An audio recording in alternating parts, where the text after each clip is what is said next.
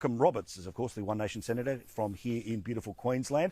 Lovely to be here, and I'm sure you would prefer to be in Gladstone rather than Canberra right now, mate. But alas, that's the gig that you have. So tell us, how important was this vote, and what message does it send about critical race theory in the national school curriculum?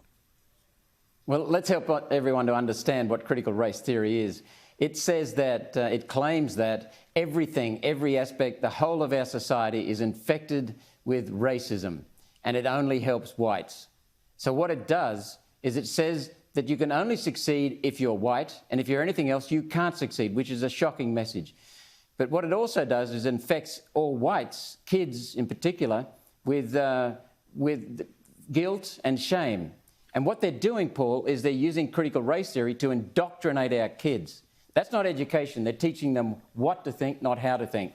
And that's what's so damaging about it, because our kids are our productive capacity in the future, and they're killing off our productive capacity. It is just extraordinary to me that a country that has been able to achieve so much, including in a multi-racial fashion, has been able to be the story of immigration from all over the world, has been one of the great successes of Australia. Yet for some reason, all of the people who wanted to sit in the modernity that's only possible because of the great rise of the West of the past few hundred years, who all want to use their positions in the power structures of the West to somehow say that there's something fundamentally wrong with the very systems that pay their wages, or even think that things like critical race theory is something that's worth implementing via their jobs. You just nailed it.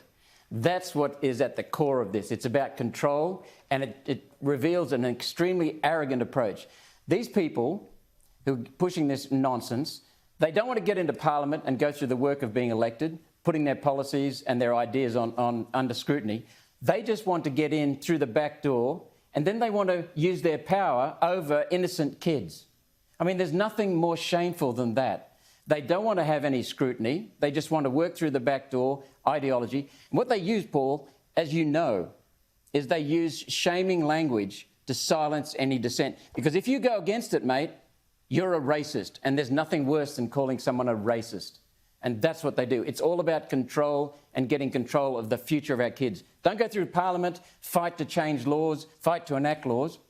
Just bypass it all and indoctrinate the kids.